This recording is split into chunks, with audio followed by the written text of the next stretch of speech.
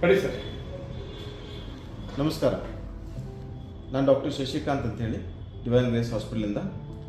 ನೀವು ಹೆಡ್ಫೋನ್ ಜಾಸ್ತಿ ಯೂಸ್ ಮಾಡ್ತಾ ಇದ್ದೀರಾ, ನಿಮ್ಮ ಮಕ್ಕಳು ಹೆಡ್ಫೋನ್ ಜಾಸ್ತಿ ಯೂಸ್ ಮಾಡ್ತಾ ಇದ್ದೀರಾ. ಸೊ ಹಾಗಿದ್ರೆ ಈ ವಿಡಿಯೋ ನಿಮಗೋಸ್ಕರ.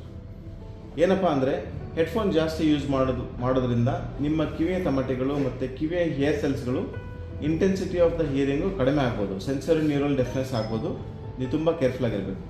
50% ಆಫ್ ದ ಟೈಮಲ್ಲಿ ಟೀನ್ಸ್ ಮತ್ತು ಯಂಗ್ ಅಡಲ್ಟ್ಸ್, ನಾವು ತುಂಬ ಚಿಕ್ಕ ವಯಸ್ಸಲ್ಲೇ ಮಕ್ಕಳು ತಮ್ಮ ಕಿವಿಯ ಹಿಯರಿಂಗ್ ಗ್ರಹಣ ಶಕ್ತಿಯನ್ನು ಕಳ್ಕೊಳ್ತಾರೆ. ಸೊ ಯಾಕಪ್ಪ ಅಂದರೆ, ನಾರ್ಮಲ್ ಆಗಿ ನಾವು 60% ಕೆಳಗಡೆ ನಾವು ಹಿಯರಿಂಗ್ನ ಯೂಸ್ ಮಾಡಿದ್ರೆ ಸ್ವಲ್ಪ ಬೆಟರು.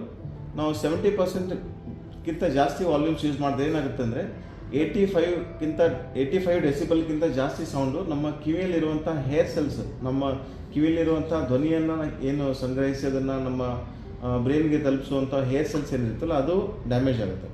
ಕೆಲವು ಸಲ ರಿವರ್ಸಿಬಲ್ ಡ್ಯಾಮೇಜ್ ಆಗುತ್ತೆ, ಕೆಲವು ಸಲ ಇರ್ರಿವರ್ಸಿಬಲ್ ಡ್ಯಾಮೇಜ್ ಆಗುತ್ತೆ. 3000ರಿಂದ 6000 ಹರ್ಟ್ಸ್ ಫ್ರೀಕ್ವೆನ್ಸಿಯಲ್ಲಿ ಇರ್ರಿವರ್ಸಿಬಲ್ ಹಿಯರಿಂಗ್ ಡ್ಯಾಮೇಜ್ ಆಗ್ಬೋದು. ಸೊ ಅದಕ್ಕೋಸ್ಕರ ನೀವು ತುಂಬ ಕೇರ್ಫುಲ್ ಆಗಿರಬೇಕು. ಮಾಡರ್ನೈಸೇಷನ್ ತುಂಬ ಒಳ್ಳೆಯದು, AI ಟೆಕ್ನಾಲಜಿ ತುಂಬ ಒಳ್ಳೆಯದು, ಬಟ್ ಅದರಿಂದ ಆಗುವ ದುಷ್ಪರಿಣಾಮಗಳನ್ನು ನೀವು ಗಮನದಲ್ಲಿಟ್ಕೊಂಡು ನಿಮ್ಮ ಕಿವಿಯ ಆರೈಕೆ ಮಾಡಿ, ನಿಮ್ಮ ಕಿವುಡುತನವನ್ನು ಅಥವಾ ಅರ್ಲಿ ಏಜ್ ಹಿಯರಿಂಗ್ ಲಾಸನ್ನು ತಡೆಗಟ್ಟಿ. ಮತ್ತು ನಾವೇನು ಹೇಳ್ತೀವಿ ಅಂದರೆ ನಾಯ್ಸ್ ಇಂಡ್ಯೂಸ್ಡ್ ಹಿಯರಿಂಗ್ ಲಾಸ್ ಅಂತ ಹೇಳ್ತೀವಿ. ನಾಯ್ಸ್ ಇಂಡ್ಯೂಸ್ಡ್ ಹಿಯರಿಂಗ್ ಲಾಸ್ ಇದೇ ಪರಿಣಾಮದಿಂದ ಆಗುತ್ತೆ. ಅದಕ್ಕೆ ಜಾಸ್ತಿ ಇನ್ಫೆಕ್ಷನ್ಸ್ ಏನೂ ಬೇಕಾಗಿಲ್ಲ. ಸಿಂಪಲ್ 60%ಗಿಂತ ಜಾಸ್ತಿ ವಾಲ್ಯೂಮ್ ಇಟ್ಕೊಂಡು 60 ಮಿನಿಟ್ಸ್ಗಿಂತ ಜಾಸ್ತಿ ನೀವು ಯೂಸ್ ಮಾಡಿದ್ರೆ ಸಾಕು, ನಿಮ್ಮ ಕಿವಿಯ ತಮಟೆಗಳು, ಕಿವಿಯ ಹೇರ್ ಸೆಲ್ಸ್ಗಳು ಡ್ಯಾಮೇಜ್ ಆಗೇ ಆಗುತ್ತೆ.